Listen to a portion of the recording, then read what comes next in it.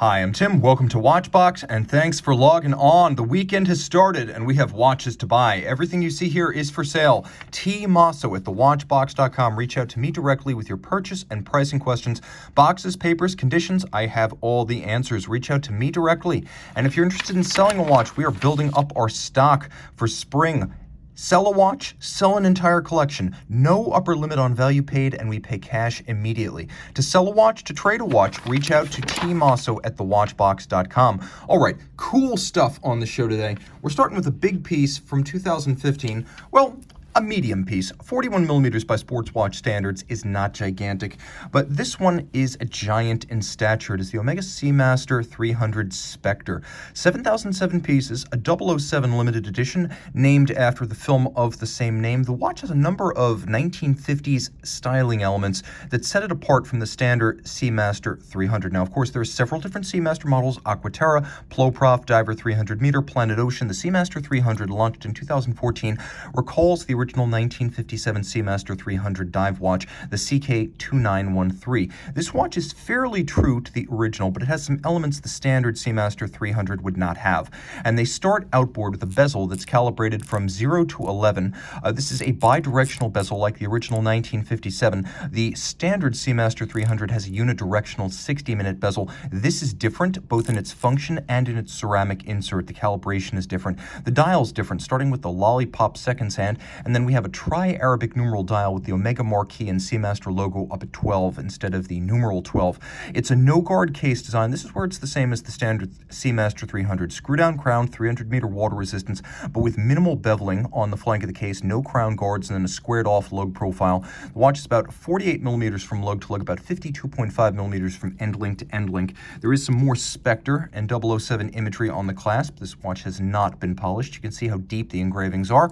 And there is a push-button trigger internally that gives you the ability to slide out 9.6 millimeters. It is incremental, so it allows you to size precisely. You can see that there are also half links in the bracelet for precise sizing when removing links. And then on the wrist, the watch cuts an impressive figure. The vintage timepiece wouldn't be quite so impressive. It would be a little bit more petite. This is hard-edged, modern, nicely sized without being oversized.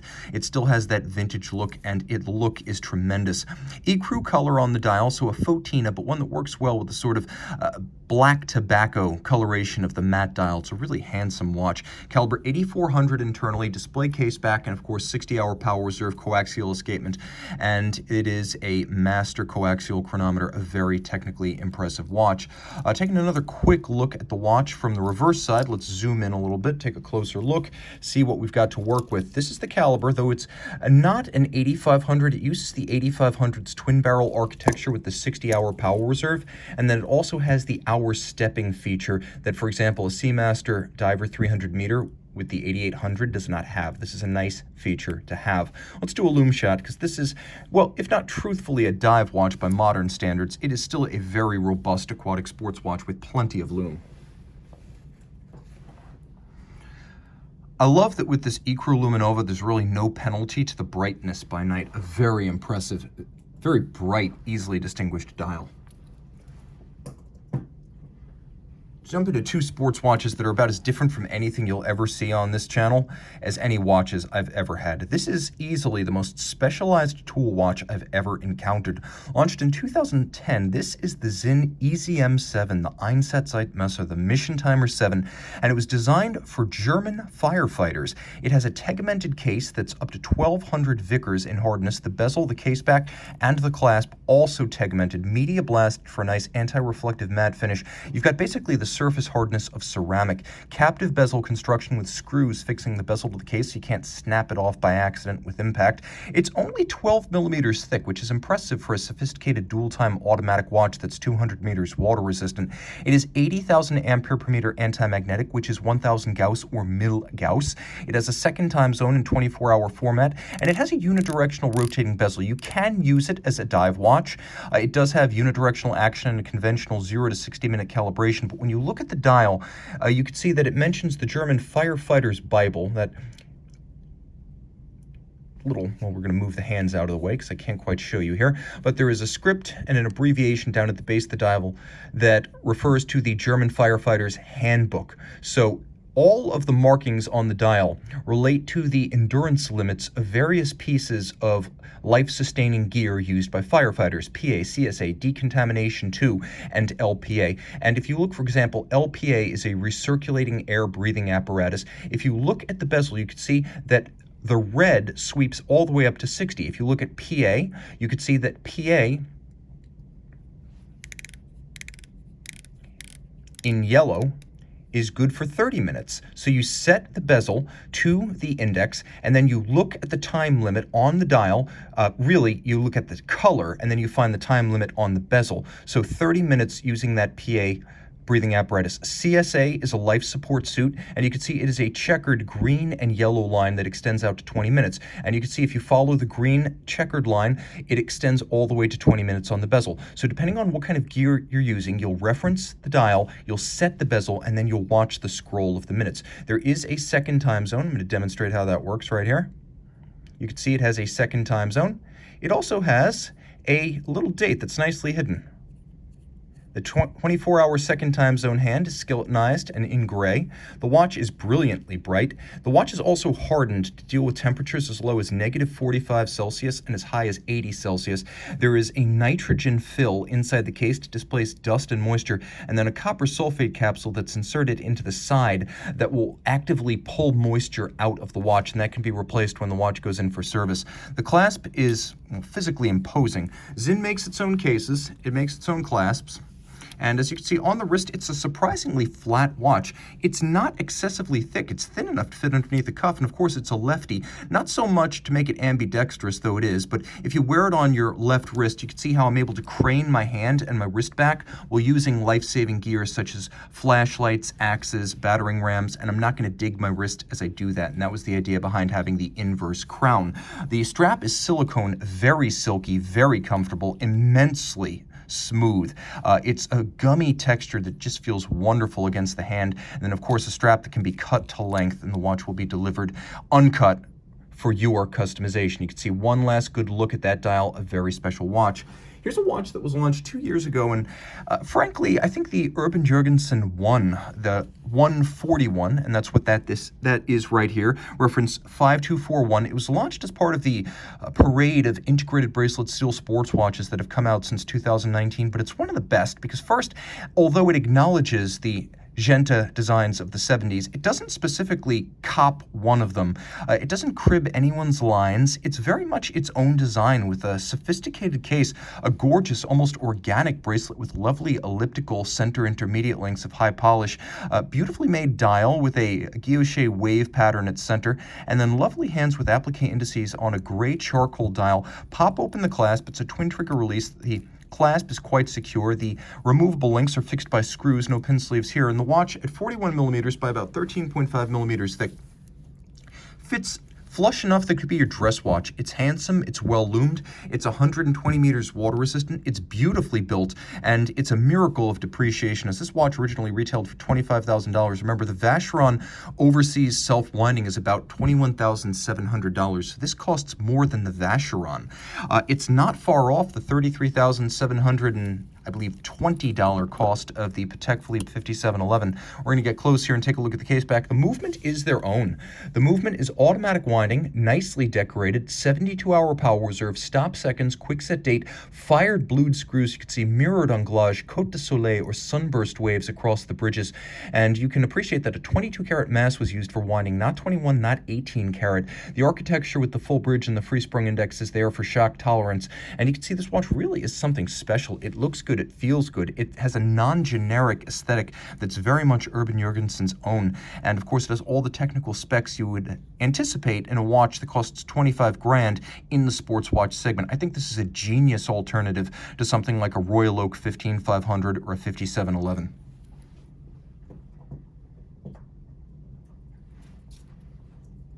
All right, let's go with a few from FP Journe. A house favorite here at WatchBox, we always try to collect some of the most interesting models.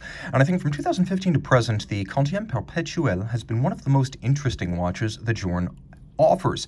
Two different dial versions. This is the Clover dial with black polished steel bezel. All aperture calendar with the exception of a coaxial indicator that gives you the quantième bissextile or leap year phase at center underneath the main hands. Double-digit date, apertures, day, month in apertures. Power reserve indicator, 120 hours chronometric, though in fact the watch will run for almost 7 days.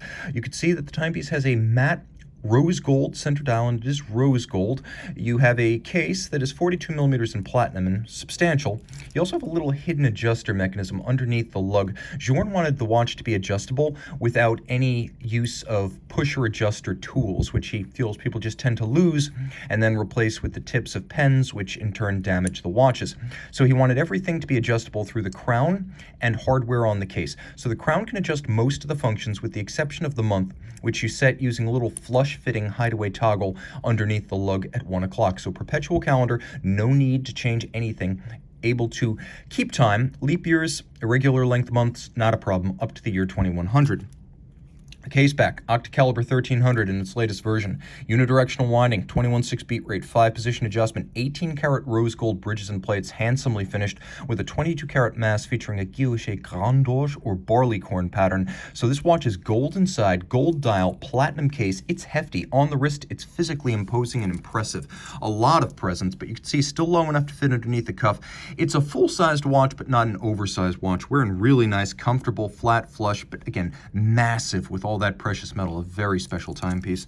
Jumping to the distant past now by Journe standards, a watch made from 2003 to 2004 in 99 pieces. This was one of 5 watches in the ruthenium series, which were all platinum cased, a ruthenium dial, ruthenium coated movement, and 40 millimeters. This is the Jour et Nuit, the most poetic and romantic of the series. As you can see, Journe sweated the details here. There's a lovely ruthenium dial and matte finish with a sort of shallow varnish over the top that gives it a little glossy gleam in spite of its matte finish.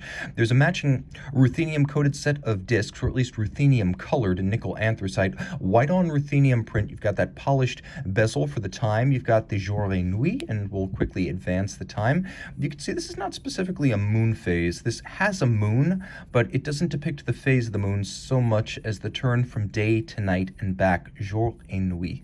Now the timepiece also features the original version of the Octa 1300. So this is a brass movement Journe, but because it's been plated with ruthenium rather than with the conventional rhodium, it has a darker tone to it. Brass movement Journe watch is very collectible, made from 99 to about mid-2004. Though gold is worth more as a commodity, brass is worth more as a collectible because of the scarcity. You can see the case is stamped 02 up to about mid-2005.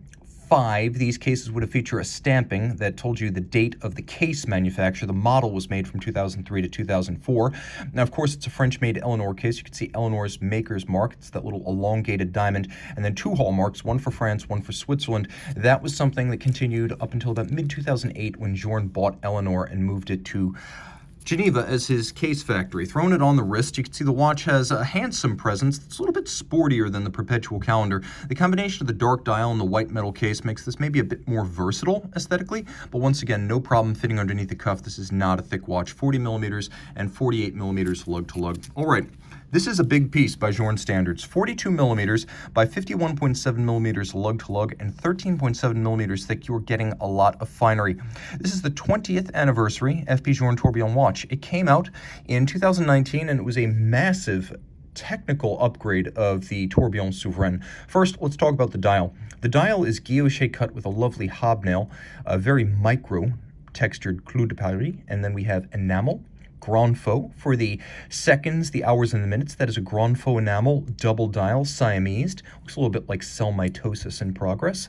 We have a power reserve indicator. No longer a 40 to 42-hour power reserve. It is now an 80-hour power reserve. The tourbillon is no longer a 1-minute tourbillon. It is a 30-second tourbillon. So you can see that the tourbillon, I'll go as close as I can here, the tourbillon now turns at twice the speed, and with a mirrored sort of color that reflects the imagery of the balance and the escapement, it is visually spectacular to behold. The watch still features the remontoire d'égalité and the deadbeat second system that is driven by the remontoire. You can see the remontoire titanium spring, and then that linear spring is attached to a beautiful black polished set of equipment. You can see that there is the pawl, and then there is a rocker associated with the remontoir, and then the undercarriage of the tourbillon, all black polished with mirror finished rose gold to reflect the tourbillon back towards the eye for easy appreciation.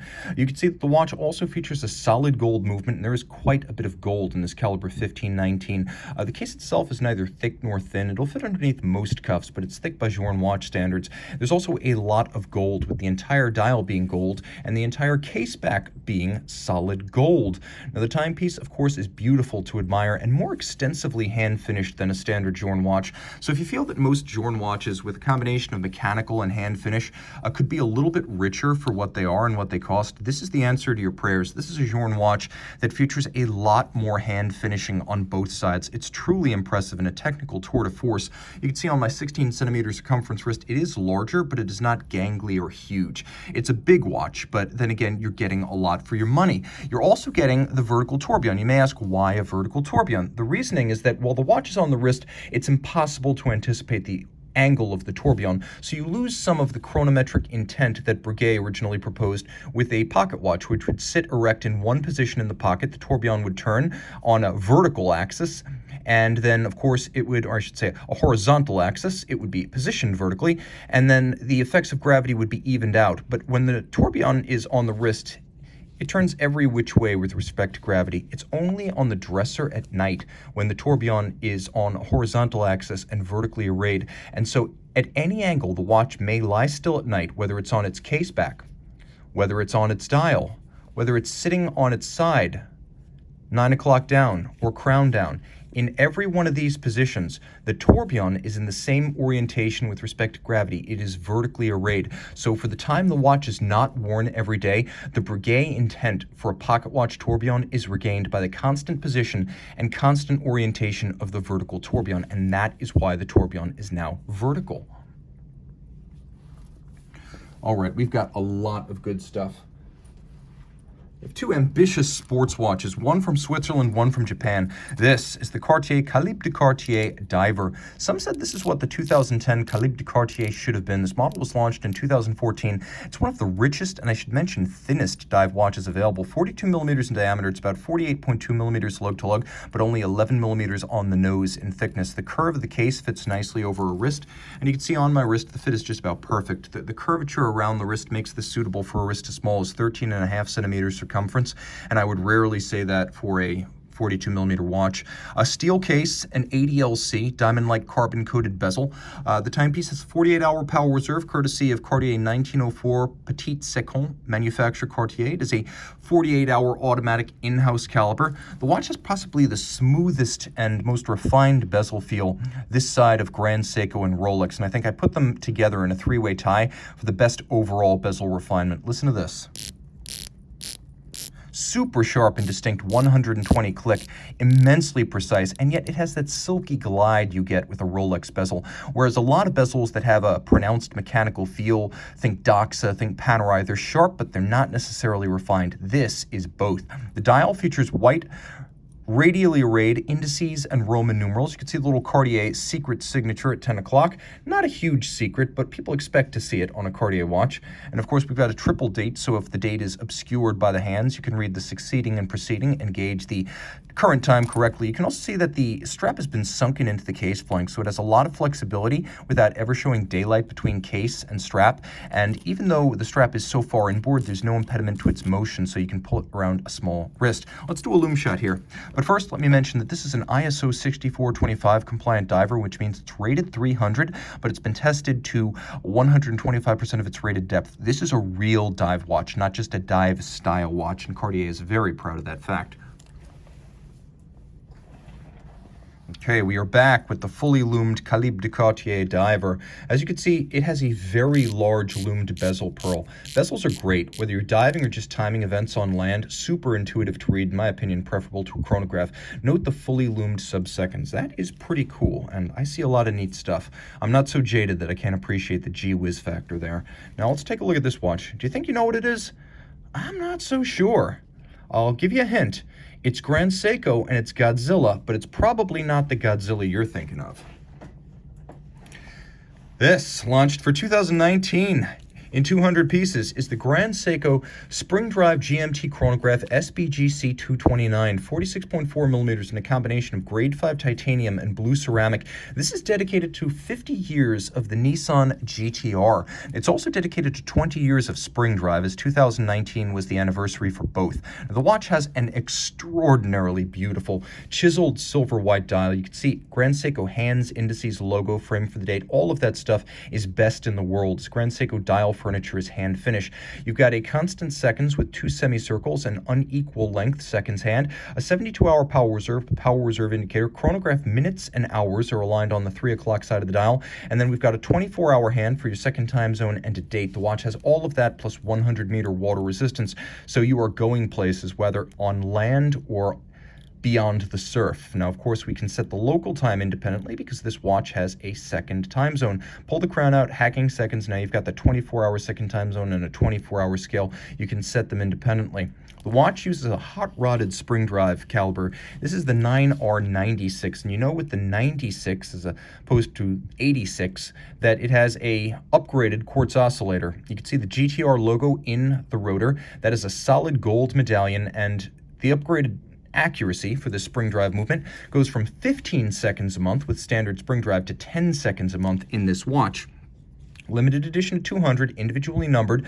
The spring drive system is fascinating. It has a spring, but no motors, no batteries, no capacitors, yet via induced electrical current, this unidirectional governing wheel wakes up a quartz oscillator by generating energy like a dynamo. The quartz oscillator, in turn, uses a electromagnetic force, a braking force, to slow down this governing wheel. So there are no stepper motors, no capacitors, no batteries. The action that moves the hands, that is all mechanical action, spring potential energy turned into kinetic energy, governed by the braking system of the minimalist quartz oscillator and the back EMF, the electromagnetic force. This is built by a watchmaker, and when the time comes, it is serviced by a watchmaker. It's designed to last for life, not just the life of the owner, but the life of the watch. This is a handmade watch in a very real sense.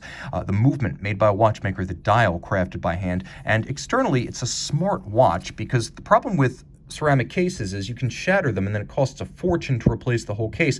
Well, the case here is actually made of titanium in its interior. The cladding is scratch resistant ultralight ceramic. So you can see if you were to shatter this component, it can be detached from the case and replaced. So you don't have the conventional fragility and originality concerns that you would have with a standard ceramic watch. Now, throwing it on the wrist, it is a big piece. There's no question.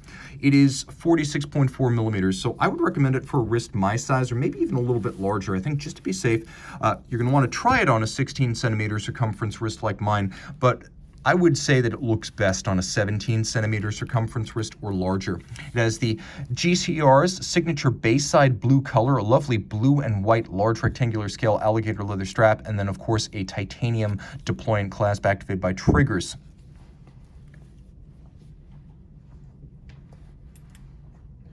So much to love and so much to see. I feel like we never have enough time on this show, but with this watch, you have all the time in the world. You've got a moon phase that is good for an adjustment interval of 1,027 years. This is the H. Moser & C Endeavor Perpetual Moon Pink Gold Midnight Blue Fume dial, and it features a moon phase that need be adjusted only once. In a Millennium Plus, the system was designed by Andreas Streller, AHCI member and Rockstar independent watchmaker. The timepiece here is pink gold, 40.8 millimeters with this lovely fluid Endeavor case. Look how the bezel expands from the mid case down to 6 o'clock and 12 o'clock. The satin finished mid case, the black polished mirrored hollows of the profile. And Moser does all of this by machining its cases and then hand finishing. This can't be done with mass-produced case stamping techniques. Attention to detail everywhere, a little kerf underneath the crown so you can dig in your nail, and a dial that has a more subtle fume fade than the more common funky blue. This fades from a sort of cobalt, dark cobalt at its center to navy blue at its edge. And then, of course, you've got the moon phase, a little adjuster system, and then on the reverse side, even more complications. There is a hidden power reserve indicator. Take note, there is a coaxial index at center that lets you know whether you're dealing with day or night. So that's a 24-hour single sweep around the dial hand that allows you to know when to set the moon phase, whether it's AM or PM currently. The movement is simply gorgeous. Now, This is a Moser manufacturer caliber known as the 348 with a 7-day rated but 9-day actual power reserve. Take a look at this little circumferential power reserve indicator with the scale for the power reserve engraved into the bridge. I've never actually seen anything like this, but as you can see, as I wind, that little red index climbs towards 7 days. It is a fun and innovative way of displaying a power reserve while keeping the dial Moser's signature clean. Now, the watch has a lot of cool tech here. Most of it's nostalgic and old-fashioned, but rendered in a modern manner. You can see that the balance is a full bridge with a free-sprung index for shock resistance. It has a handmade overcoil hairspring. Moser makes its escapement, its balance, and its hairsprings in-house. There is a 14-karat gold escapement that reduces friction and improves power reserve. Note that this watch features jewels set in chaton for the two mainspring barrels. They're golden chaton fixed by black polished screws. That's a nod to the pocket watch era when machining tolerances were not quite as precise, so jewels would be set in golden chaton and the chaton would be screwed in, physically fixed to the bridges. Another thing that's nice is that the escapement lifts out as a platform with the balance. So the whole thing is a module. A pre-serviced module goes in when this watch is serviced regionally by Moser, so you get your watch back faster from Moser factory service. You'll also appreciate the fact that it has a lovely double-crested Cote de Genève across the bridges, a swan's neck style click spring that recalls the pocket watch era, and then note 6-position adjustment, one more than a standard chronometer. This case is beautiful. You can even see that the case back has been cambered and arced with a cambered crystal used, not cheap to achieve, and a feature rarely seen on Moser watches here, a matching deployant clasp in pink gold. This is a very special watch, and at 40.8 millimeters with that curved case back, it's just a superb fit on a wrist as small as 13.5 centimeters circumference. You can see the further I move from the camera, the better you can see the general proportion of the watch. It is not big, it is not thick, it's lovely, and from a brand that makes only about 1,500 watches a year, a true manufacturer, the other true manufacturer in Schaffhausen, Moser is an independent that is going places.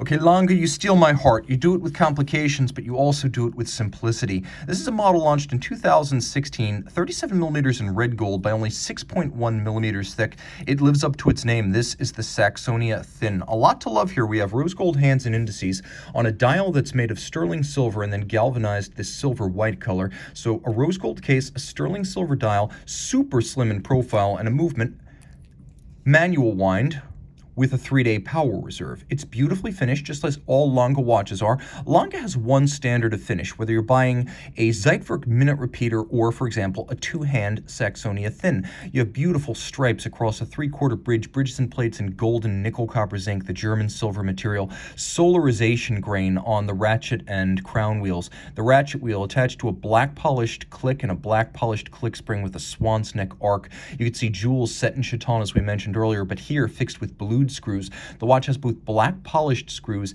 and blued screws that are fired in a kiln to oxidize them that blue color. There's engine turning on the base plate and there's freehand engraving on the balance cock. You can also see on the edge of the bridge is mirrored anglage, the true rounded mirrored kind that's finished off with wood. This is as good as it gets, and the watch being as thin as it is, it'll fit under any cuff. And being under 45 millimeters from lug to lug, you can easily wear it on any wrist, and I mean any wrist. No lower wrist limit for this watch. I'm going to say even if your wrist is truly petite, this is going to be a perfect match. I also think it's a great option for a man who prefers discretion as well as one who values the difficulty in creating ultra-thin watches. This is a truly spectacular watch. This is everything Lange is without any compromise for the two hands. Just as beautiful on the case back and thinner in so many ways. This is the real premium at Lange. Thinness. It's something you rarely see. Lange has plenty of complications, but they're thick. To go thin with a Lange watch, this is one of your few truly excellent options. If you can deal with just a little bit more thickness, over 10 millimeters, you can own what might be one of the coolest 3-hand watches in the world. Launched in 2016, 218 pieces, this is the Richard Lange Pour le Mérite.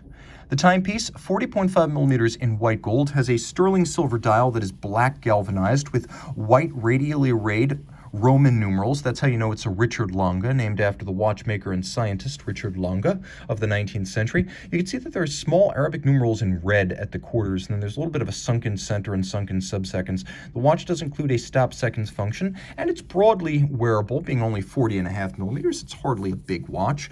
Many wrists can accommodate this one and will accommodate this one comfortably, but all the action is on the case back of this 218-piece limited edition. That's where we find caliber L044. The fusee chain alone has 636 parts, and you can see as I wind the watch, that chain, which is 20 centimeters long, 1 millimeter thick, and includes 636 parts, it winds from the barrel to the fusee, and you can see there's a planetary inside the fusee, so as I wind the watch, the escapement doesn't lose torque. The idea behind this system is much like a bicycle gear set, whereby when you have less force or you're feeling weakened, you will use a bigger gear, and the chain will climb up to the bigger gear, the effort will be reduced, and you will get greater mechanical advantage. And that's how this works. As the barrel wears down, the barrel has less torque. As the barrel loses torque, the chain climbs up the spiral side of the fusee, so it increases the mechanical advantage, delivering constant force to the escapement for the 36 hours of power reserve. A feature rarely seen on Lange watches, and a premium handmade feature here. You can just see it now. An overcoil hairspring, super scarce, a big upgrade over the standard flat hairspring that Lange usually uses, because in any position you know two things. One, thanks to the hairspring, you're going to get concentric breathing of the regulator for even time keeping independent of gravity, and two, with the fusee and chain, you get constant force to the escapement. It is a very accurate watch. The timepiece also includes double freehand engraving of adjacent structures with plenty of black polish, the escape wheel cover as well as the swan's neck regulator, the cap to the arbor of the fusee, and polish on the click spring, and the ratchet atop the barrel. This is a gorgeous watch that meets every expectation you have for Lange finishing, but with the late Renaissance fusee and chain, a truly superb aesthetic with the skeletonization of the bridges counting for good effect. This system, of course, is ancient, but it still works well in the modern day, and it's visibly just more interesting than the Remontoir d'égalité constant force device that FP Journe uses. That's cool. This, and I'm speaking as a cyclist, is just downright awesome. Very, very cool. 218 pieces in the world, not enough in my opinion. I wish there were more of them.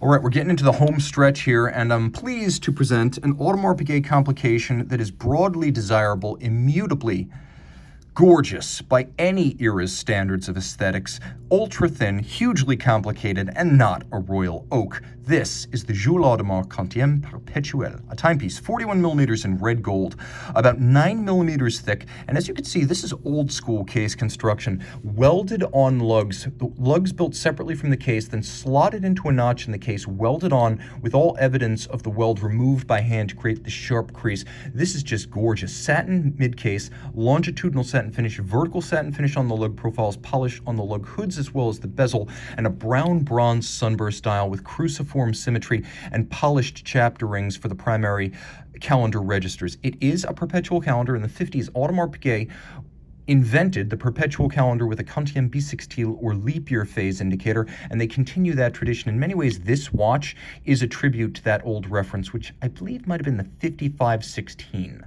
I only think a dozen of those were made, of which I believe 9 had the leap year phase indicator. So this continues in that tradition. The dial has an incredibly deeply grooved and brilliant sunburst, radiant, extending out to applique indices, leaf-style hands. Note the polished subregisters. I really do appreciate the attention to detail, and that's before we get to the case back. The movement is the same base you'll find in the Royal Oak Jumbo, the 2120. It's a 2.4 millimeter thick, ultra-thin base caliber. You can see here the old-style AP rotor was so much more beautiful than the current one. Note that we have sharp inward angles, but we also have these sharp outward angles between the A and the P. The whole thing has been skeletonized by hand, engraved by hand, mirrored anglage applied internally as well as externally, and then we have those sharp interior and exterior angles. This rotor by itself deserves to be blown up and framed on your wall. Chronometer style 5-position adjustment. You can see a Gyromax style free sprung balance, unidirectional winding action, 40-hour power reserve, and because it's based on the old JLC 920 Bausch from 1967, again, this This is the movement that powered the original 1972 Royal Oak. Because it is older, it has a 19.8 beat rate that's wonderfully pokey, slow, and nostalgic. I adore it. There's actually an annular rotor here. This little ring goes all the way around. One half of it is weighted with gold, and the ring is made of beryllium. It rolls on 4 pivot jewels that sit inset within the base plate, so you can sink the rotor down and the ring down right down to the edge of the bridge, so there's no danger of shock or concussion causing contact between these parts because of the 4 supporting ruby rollers. This is a different standard of finish than you get on a standard Audemars Piguet watch, whereas a 3120, 3126, 4401, 4302, they're all going to be mostly mechanically finished. On this watch, the anglage is a mile wide, mirrored, and the real deal. All screw heads are black polished with chamfered slots in circumference. You have that engraved, skeletonized, and beveled rotor, and of course a combination of engine turning on the base plate, a Côte de Genève perfectly aligned across the bridges, and satination on all the wheels. A very, very special watch, and of course able to deal with leap years and irregular length months because it is a perpetual calendar. It features a full matching rose gold deployment. We're going to put it on my wrist and admire how well this 41mm watch wears. Super thin in profile for a complication that's automatic winding. The watch is graceful, gorgeous, and versatile. It's a little bit sportier than a conventional dress watch, so if you want to wear this one raffishly with a short sleeve, even a t-shirt, it's the man that makes the watch, not the other way around. Audemars Piguet has always been great for that sort of thing. And I'm happy to say that the ultimate watch on this show today is going to be both an Audemars Piguet and not a Royal Oak. Cast your eyes, fellas and ladies. 39mm in grade 5 titanium, made in just 10 pieces for the year 2000. This is the Jules Audemars Tourbillon Répétition Minute 10-minute repeater tourbillon. Take note of the caseback. Everything has been freehand engraved. These are not drilled or stamped characters. Everything has been engraved by hand. You can see right at the end of the E series, the year 2000, série limitée, 10 of 10. That is the one to own. You either own the first one or the last one, and that's what this is. The case is all titanium, meaning it's feather light. It's also only about 45mm from lug to lug, meaning it wears super easily on a small wrist. It has a matching titanium folding clasp. This is a watch, and I'm going to move as far as I can from the camera, that is just not that big. I don't want to distend the strap too much, but you can see this is a watch that'll fit underneath the cuff, that'll disappear on a small wrist, that'll wear on any wrist, and it's discreet. People know the Royal Oak, but they have no idea what this is. Audemars Piguet Renault et Papy, the ultimate high-end at the Audemars Piguet manufacturer, built this caliber 2882 movement. It has a 1-minute tourbillon, 48-hour manual wind power reserve, 5-position chronometer style adjustment, entirely hand finished internally, beating away at 21.6. Free sprung with an overcoil gives you that degree of precise regulation and durability in everyday use. And then of course we have a 10-minute repeater, whereas a standard minute repeater chimes the hours, the quarters after the hour, and then the minutes after the most recent quarter. This watch chimes the hours, the tens of minutes after the hour, and then the minutes after the last tens of minutes. So it's a very different sound, and with diffuse and lightweight titanium, which is not a dense metal, the sound propagates beautifully. It's both tonally gorgeous and quite loud for a minute repeater. So let's do our best here to set this as close as we can. Take note, the dial is real rose lathe guilloche. That is not stamped guilloche. That was done reductively on a rose lathe. This one's just a gem. This was a watch that cost $400,000 new, and you're going to pick it up for a fraction of that.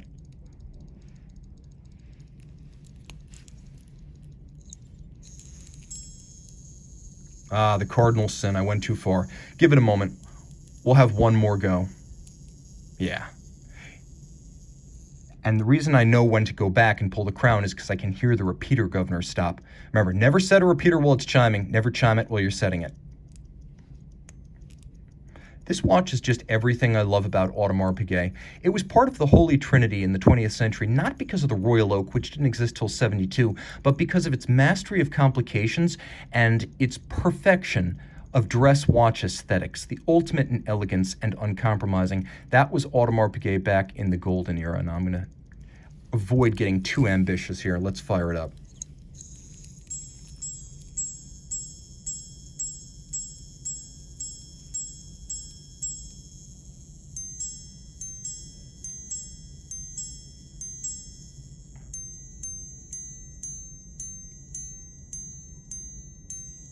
Boom, there we go.